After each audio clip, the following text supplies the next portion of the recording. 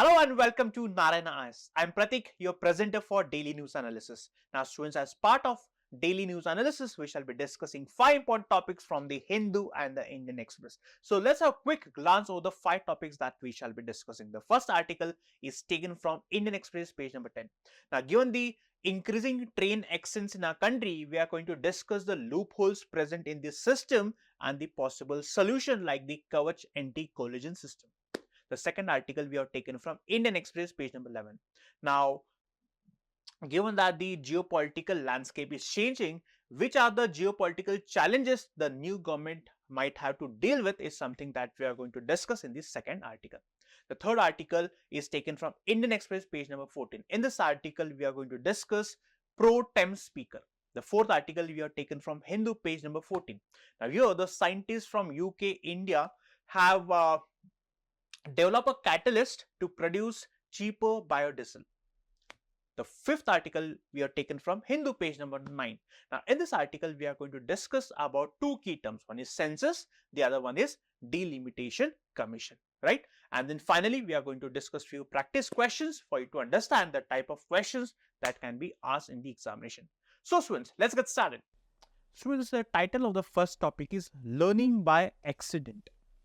Now, in this article, it is important to understand the challenges the railways sector is facing or the challenges behind the accidents that we are witnessing these days, right? And then in the same article, we'll also try to understand what is this Kavach anti-collision system. Now, students, what I've tried to do in this article is I have clubbed two articles from Indian Express and one from the Hindu, right? And I have prepared a holistic and comprehensive analysis of this particular topic, right? You can map this under GS paper 3. Now, this was a previous year question asked in the year 2014, right? So, please go through the question and try to understand the type of question asked. Now, what is the context? We know that a goods train collided with the Sealdah Kanchenjunga Express, which led to the killing of few people and few injuries as well. Now, this accident has raised concerns regarding what about the railway safety, accountability and the policy priorities of the government. Since 1995, India has experienced 7 deadly train accidents. Out of 7, 5 resulted in over 200 deaths. And the deadliest of all these 7 accidents was the 1995 Firozabad collision, which led to the lives or deaths of 358 lives. Last year in Odisha, Balasore accident also resulted in 287 deaths. Now, over 1600 people were killed in 7 major train accidents since 1995, right? Now, if I talk about the facts and data, right, the average speed train in India or the speed being around 50 to 51 km per hour for the mail and express trains. If we compare the average train speeds with the developed countries like France, Japan, Germany, Spain, the average speed in those countries is 200 km per hour. And look at the average train speed in our country. Now, what exactly is this Kavach? Now, Kavach is a solution to prevent train accidents. What exactly is it? We'll try to understand it later. Now, here you get to see that the capital outlay in the railway sector actually increased nearly 9 times from 2013-14, but still the problems persist. So, here we get to see few data which you can mention in the answer. Now, let's try to understand the loopholes in the system. The first one is the policy and implementation issues. Now, we have tried to double trains or double the speeds of the train and improve safety. Despite the fact that we have been trying, the Indian Railways is struggling to deliver results. The Comptroller and Auditor General report highlights the persistent issues with the speed of the train, the safety, the punctuality, and as we previously discussed, the average train speed in the country is 50 to 51 km per hour. Talking about the goods trains, the speed has declined further. Now, what the current government is trying to do is they're trying to focus on the high-profile projects like the bullet trains and the Vande Bharat trains. No doubts, these trains are luxurious. At the same time, they have an cosmetic appeal. But the question raises about the financial viability and the limited impact on the overall railway safety and efficiency. The point is, when hardly a few percentage people use such premium trains, why is the government focusing on high-profile projects instead of focusing or revamping the existing trains? So, let's say maybe near to 5% of people in our country might afford to use such premium trains. It's not that we should not focus on high-profile projects. The fact of the matter is we should also focus on revamping the existing trains. The high-profile projects, now again the experts have questioned the financial viability of these high-profile projects. So what we are trying to do is we are trying to prioritize high-profile projects over essential safety and infrastructure upgrades in the existing trains. As we discussed that the capital outlay increased 9 times, but unfortunately this capital outlay is not necessarily translating into improved safety and operational efficiency. The operation is not getting efficient, at the same time the trains are not getting safer. So if you see most of the passenger trains, right, these trains are overcrowded. So what are we doing in order to reduce the crowd in these trains? Or for that matter, the lower middle class people, the trains they use to travel between cities. What is the condition of these trains? What is the condition of the lavatories of these trains? Why aren't we focusing on the operational efficiency, the speed of the train? These are some of the questions that we need to think about. Now, the funding, the capital outlay, it seems that the funding is directed towards the modernization projects rather than improving the current system. Now, in the recent accident, it seems that human error was responsible. But then, apart from human errors, there are other problems such as automatic signaling system. And these are some of the systems, or for that matter, we have these signal failures, rail fractures as some reasons for the increasing train accidents. Right? So, human error, then the failure of the tracks, right? Then the signal system at times they stop working, that leads to accidents. And other reason being the communication and feedback system. Now, communication and feedback mechanism, they are very, very important for operational safety. Now, in the recent accident, it seems that there was lack of communication that led to the accident, which means communication also plays a big role to prevent accidents. So, these are some of the challenges that you can mention in the examination, the challenges or the reasons behind the train accidents, which means the CAG has also highlighted the fact that in most of the accidents that have occurred in our country, human error was largely responsible. For example, the train pilots, right? Because of the dearth of the train pilots in our country, the existing train pilots are burdened. And these people have to work for more number of hours, the existing train pilots, that leads to accidents. So what do we do? Again, when you know the problems, you also need to know the solution or the way forward, right? Now, we need to focus on technology. We have to leverage the use of technology to prevent accidents. And one such technological feature is Kavach anti-collision system. Now, what is Kavach anti-collision system? Now, it's a technological device right? It uses GPS and radio frequency identification. Using these technologies, Kavach is nothing but shield. So what Kavach tries to do is, Kavach automatically detects the possible collisions. So using these technologies, it detects the possible collisions. And by detecting the possible collisions, the train stops.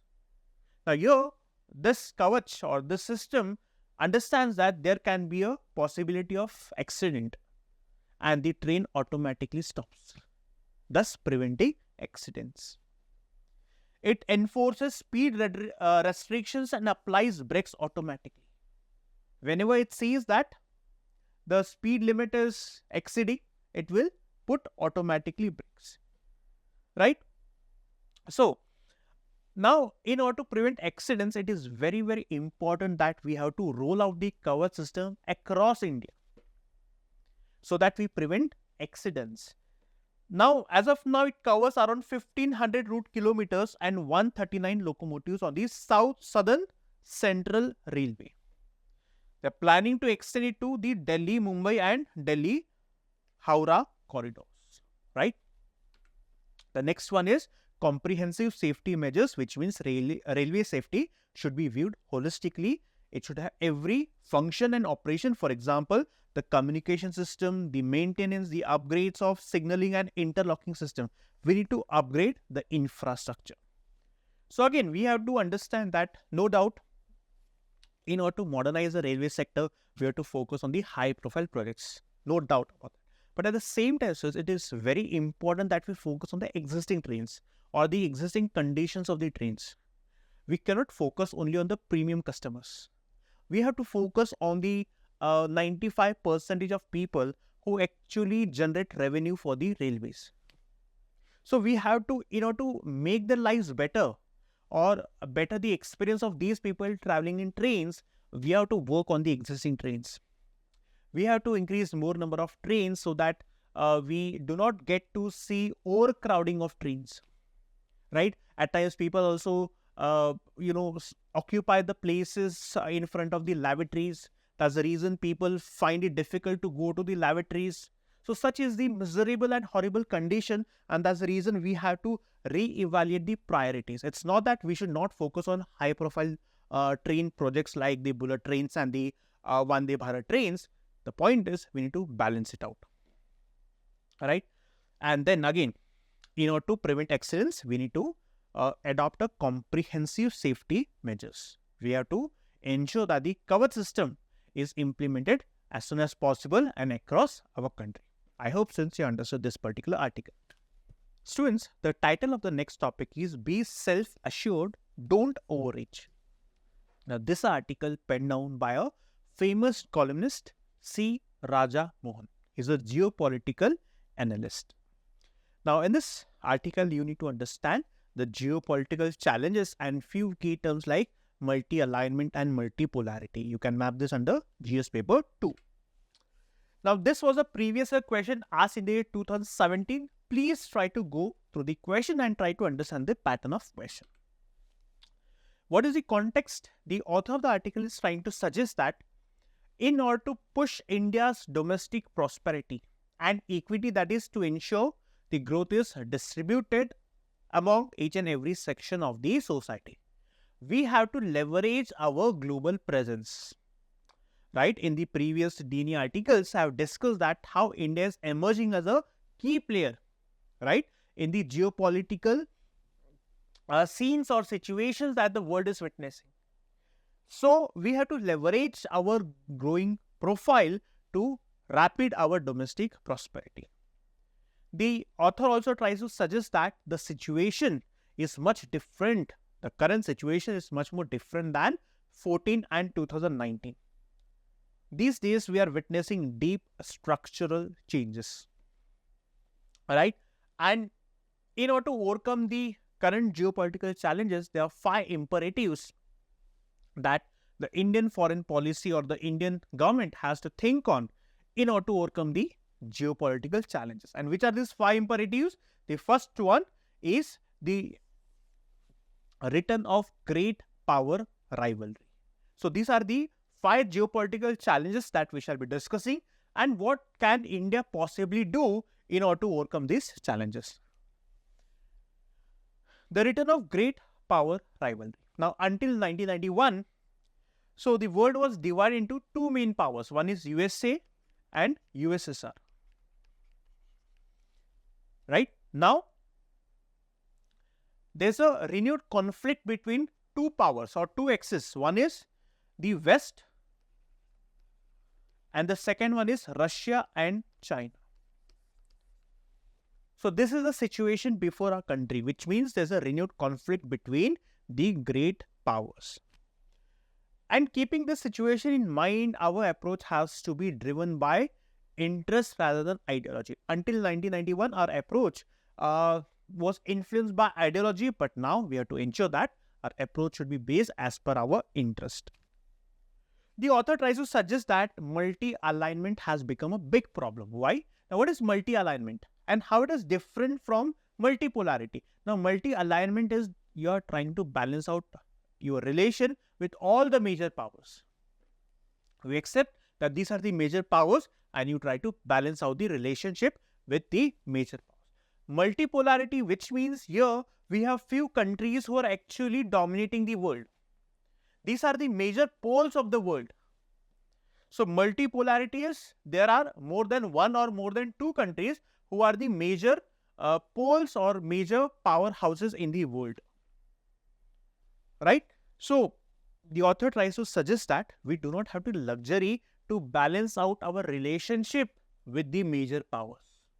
Why? See, this statement, the freedom to engage with each major power without costs or without facing the brunt is reducing, which means now we do not have the luxury to balance out our relationship, which means we have to take sides, is what the author of the article is trying to suggest.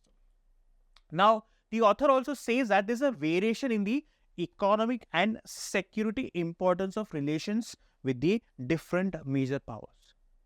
So there's a variation, and what is a variation? For example, the trade and technology relationship with the US. So India's trade and technology relationship with the US and Europe is far more significant than the security relationship with Russia. Right? And for that, we need to adjust strategically. For example, given that China has become a big problem to our country, we have to ensure that our foreign policy is in a position to navigate great power rivalry, and our choices should be based on material interests and not on ideology. This is the first challenge and the possible solution. The second is changing global economy. Now, the structure of the global economy is also changing, right?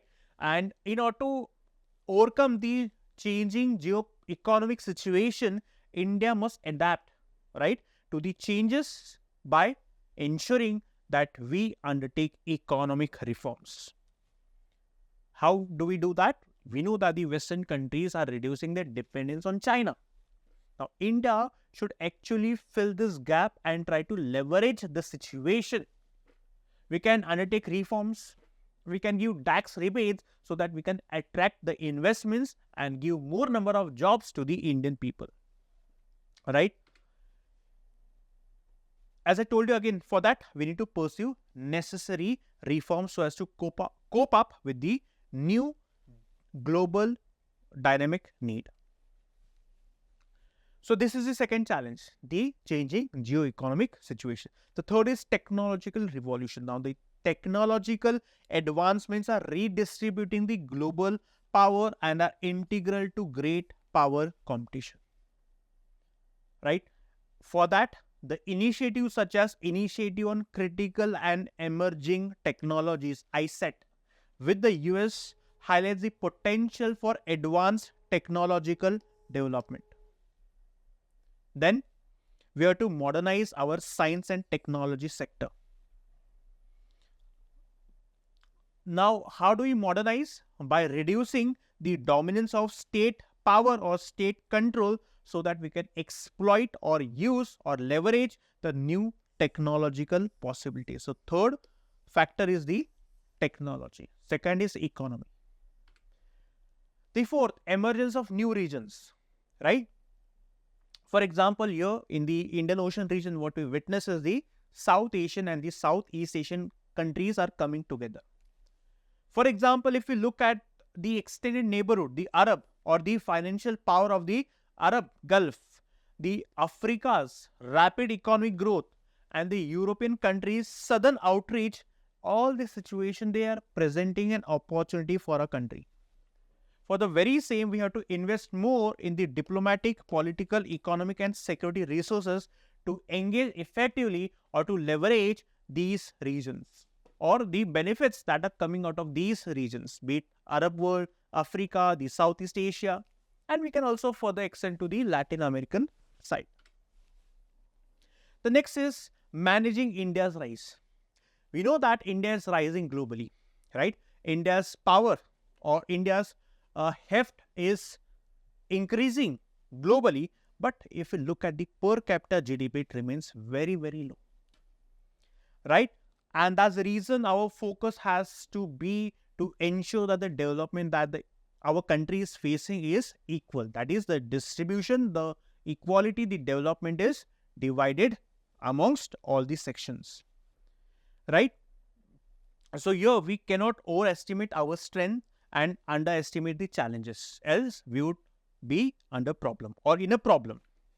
So the conclusion is that the new government has significant responsibilities. We have to navigate the complexities of the great power rivalry between the West and the Russia and China on the other side. So we have to make necessary changes, undertake reforms so as to ensure that our economic, political and strategic policies are in tune with the changing geopolitical realities. I hope students you understood this article. Students, now we'll try to understand the term pro tem speaker. So in this article, you need to understand what is pro tem speaker. You can map this under prelims as well as GS paper 2. Previous year question was asked on the speaker of Lok Sabha. So this time they can ask a question, that is in the year 2025, they can ask a question on pro tem speaker. Now, what is the context? We know that the first session of the newly constituted Lok Sabha is about to take place.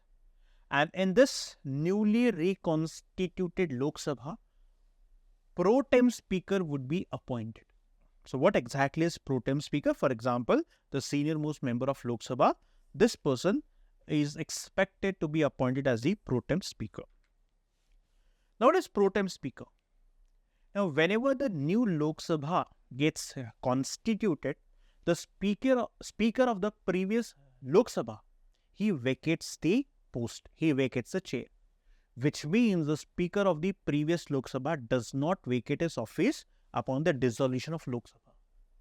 He vacates the office after the newly reconstituted Lok Sabha, and President appoints a member of the Lok Sabha as the speaker pro tem. Very, very important for your pre. Who appoints? President appoints.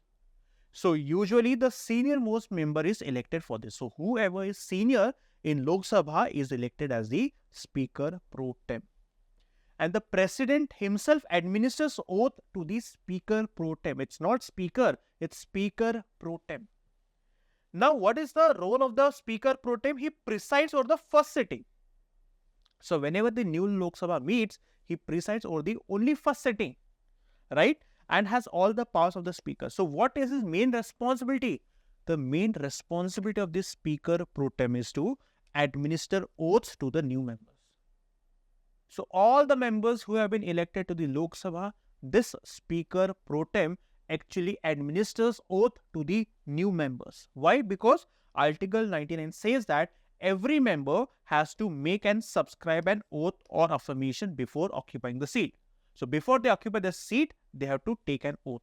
The oath can be administered by the president or a person appointed by the president. So, here the president is appointing speaker pro tem. Now, whenever the new speaker is elected, the position of speaker pro tem ceases. It ends. So, it's very, very limited. That is just confined to first sitting. That's it. Now, important to remember is Constitution has not mentioned about this speaker pro tem post. the constitution has mentioned speaker, but not about speaker pro tem. So we get to see the term speaker pro tem in the handbook on the working of Ministry of Parliament Affairs. I hope students you understood the article. Students, the title of the next topic is Scientists from India, China, UK develop catalyst to produce cheaper biodiesel. Right? So we need to understand the concept of biodiesel production, which can be mapped under GS paper 3. 2017 question. Please go through the question. Right? So this is a question on the algae-based biofuels. Very, very important. Now, we know that the scientists from India, China and UK have come together to develop a new catalyst through which biodiesel, which can be produced, is economical or the cost gets reduced. Now, what is catalyst? Here they have developed a catalyst. So, what exactly is catalyst? Now, catalyst is a substance that actually speeds up the chemical reaction, right? That processes the chemical reaction fast, but the most important part being this substance does not get consumed. So, in the chemical reaction that's happening, the substance is not getting consumed, or the temperature and the pressure is not getting affected, is not getting reduced. This is what is we understand by catalyst. Now, what is this new catalyst innovation? Now, they have created a super hydrophobic, right, activated carbon catalyst that mimics lotus leaf properties. Now, students, this lotus leaf has the property to repel water, and this catalyst has also the same property as that of a leaf or lotus leaf. That is, it repels water. This catalyst has unmatched robustness, which means it can withstand the water. Now see, in this chemical reaction, water is the byproduct. But here, this catalyst does not withstand the water. It repels the water. This will aid in the biodiesel production. This is the new catalyst innovation. What is biodiesel? It's an hydrocarbon fuel that is produced from the organic biological matter like the vegetable oil, animal fats or recycled grease. This is known as biodiesel. And these are consisting of the long chain fatty acid esters. Now, this is something that you have to learn for your prelims examination. So, please remember the definition as well as the type of biodiesel. Now, these are the types of biofuels. The first generation, second generation, third generation, fourth generation. So, you need to know the sources of the different types of generations, the examples. Very, very important for your pre-examination. For example, first generation, the sources being the food sources, sugar, starch, vegetable oil, animal fats. The second, non-food crops or food crops by products like the fruits, peels, husks. Third generation, microorganism, algae. Fourth is genetically modified crops. These are the four different types of generations of the biofuel. Examples, here you can see the examples, advantages and challenges. But please try to remember the sources and examples and possibly the advantages. Very, very important for your pre-examination. So, students, ultimate purpose is that by developing this catalyst which actually repels the water, we would be in a position to produce biodiesel, and the cost of this biodiesel goes down, right? Which can actually benefit the environment. I hope since you understood the article.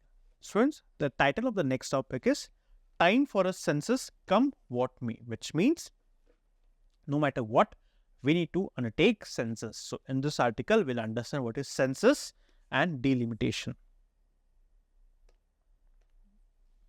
And you can map this under GS paper 2. So, this was a question asked in the year 2024, that is just few days back. How many delimitation commissions have been constituted? The answer is very simple. Answer 4, 1952, 63, 73 and 2002. Now, the context is that the census which was about to take place in the year 2021 has been delayed because of the political reason. Now, I do not want to go into the political reason, But after the end of this article, I'll try to give you a hint that why BJP will try to undertake the census, or why the BJP has delayed the 2021 census. I'll tell you the reason. Just be patient. What is census? It is nothing but comprehensive and systemic collection of data about the population, right? That is, the demographic, social and economic information is collected. It is conducted every 10 years, and who conducts it? The Registrar General and the Census Commissioner. Alright. Now, this census is conducted as per the Census Act of 1948. The last census was conducted in the year 2011. So, you need to know all the census and the year of census when the census was actually undertaken. So, this is your homework. Now, why do we need census? The question is, why do we have to collect the data of the people? One reason is because to roll out the welfare schemes. Now, whenever the government rolls out the welfare schemes, how would the government understand the problems that the people of our country are facing, or the problems the different sections or the different regions of the country are facing? That's the reason, students. The census is undertaken to ascertain the problems or the areas to identify, or the areas that can be identified through census, so that the government can take or step in with the right direction when it comes to rolling out the welfare schemes. For planning and development, to understand which area or which are the areas which is lacking of development. The social economic indicators of people. Through socio-economic indicators, the government will understand, okay, this is a region where the development is very slow, or the people are, or the people's economic condition is poor, and the government will focus on those regions. That's the reason census is important. And the third one is electoral process, that is to ensure that the legislature, be it the parliament and the state legislature, there is representation should be as per the population. So, to ensure fair representation, we need census.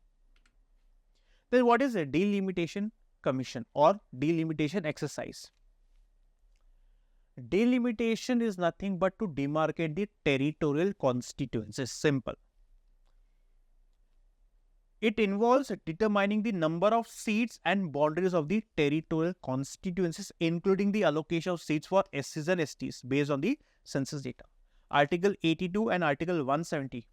They require the adjustment of seats following each census, a process carried out by the Delimitation Commission. Now, once the census is undertaken, you will understand the population, right? Which region has seen more number of people coming to that state, or the population of which state has gone up, the population of which state has gone down. Let's say, for example, let me give you an example. Now, whenever the census is undertaken, let's say the population of Maharashtra, which was before, let's say in the 2011 census, let's say around 30 CR, now the population has gone up by 10 CR, that is, it has become 40 CR now. And let's say the population of Bihar, which was, let's say 15 crore, has come down to, let's say 10 crore. I'm just giving you an example. What does it mean? That now as a population of Maharashtra has increased, which means there should be more number of representation from Maharashtra in the parliament as well as in the state assembly. And here, as the population has gone down, so here what we can do is we can reduce the number of seats in the parliament and the state assembly. Which means now you need to divide the territorial constituencies. And who does it? The Delimitation Commission. The commission is appointed by the president, right? And the delimitation exercises were conducted following the census of 1951, 61 and 71. So, purpose of delimitation is equal representation and reflect population changes. That is what I explained to you with the help of an example. I hope students you understood the article. Students, it's time to discuss few prelims and means practice questions. So, let's get started with question number 1. It is about the Kavach anti-collision system. The first statement is Kavach uses a combination of GPS based train positioning and radio communication. Yes, this one is correct. Then the second one, the system is designed to automatically stop trains and prevent collisions by enforcing speed restrictions and applying brakes if the train exceeds the prescribed. Yes, this one is correct. Kavach ensures that trains do not pass signals at danger by automatically controlling the train's brakes. Yes. The fourth, as of Feb 2024, the Kavach system has been fully deployed across all major railway routes in India. This is incorrect, right? It is deployed only at around 1500 kilometers of route. So, fourth one is incorrect, which means 1, 2 and 3, option B has to be the correct answer. The second one, with respect to first generation biofuels, it has a complex production process. No, it has a simple production process. So this one is incorrect. The second one, being dependent on food sources, they will compete with the food crops for raw materials that are likely to disrupt the food system, increase the food costs and contribute to hunger. Yeah, this one is correct. So again, so this one is related to the fourth gen biofuel. So as I told you, please go through the table. So B has to be the correct answer. The next one, with reference to pro tem speaker, the president administers the oath. This one is correct. According to constitution, the senior most member. No. When it comes to pro tem speaker, constitution has got nothing to do with pro tem speaker. So option A is the correct answer. The next one, consider the following statements about census. The census is conducted by the Office of Registrar General and Census Commissioner. Yes. It is conducted every 10 years and provides comprehensive data on demographics, socio-economic status and other aspects. Yes. The Act of 1948 mandates the conduction of census every 5 years. No, every 10 years. It's given over here, right? So this one is incorrect. The census data is crucial for the implementation of welfare schemes. Yes. So 1, 2 and 4. Option A is the correct answer. Next, with reference to delimitation exercise, which of the following statements is correct? The Registrar General and Census Commissioner is responsible. No. Who is responsible? The Delimitation Commission is responsible. This one is incorrect. Delimitation is conducted every 5 years to ensure, see, there is no specific time period for the conduction of delimitation exercise. The last delimitation exercise was based on the 1971 census. And this one is incorrect, which means fourth has to be the correct. The 84th amendment mandates the next delimitation exercise to be based on census after 2026. So students, I think I forgot a point when I discussed the last article about the census. Now the reason why the current government has delayed the delimitation exercise from 2021 is to ensure that whenever they undertake delimitation and census and then after delimitation, there are high chances that the seats of the northern states will increase in Lok Sabha. The current government has got more support in the northern country than in south.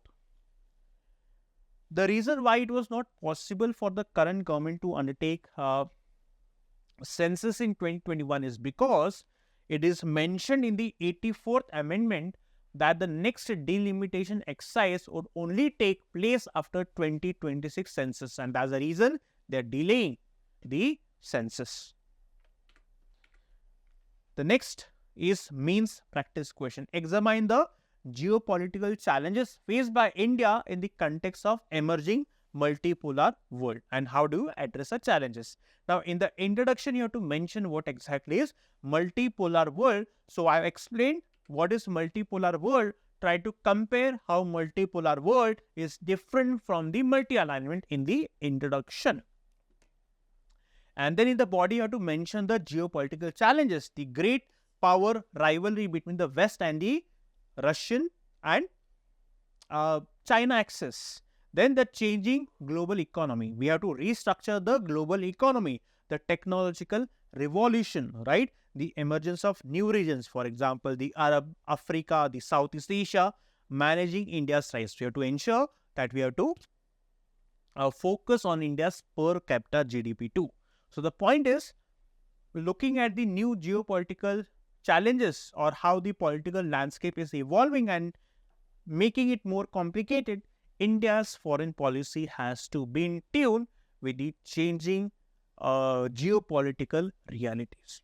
I hope students have understood how to write the answer for this means question. Right, students? So that's it from our daily news analysis session, students. I hope you understood all the 5 articles that we have discussed in today's session, students. So again, the point is, please try to go through the articles, and one thing I want to suggest you all is, please do not take shortcuts. Unless and until you don't read the newspaper, do not listen to this session. Read the newspaper, read the article, and then try to understand the main key points, or through this session, you can also revise the points that you have read in the newspaper.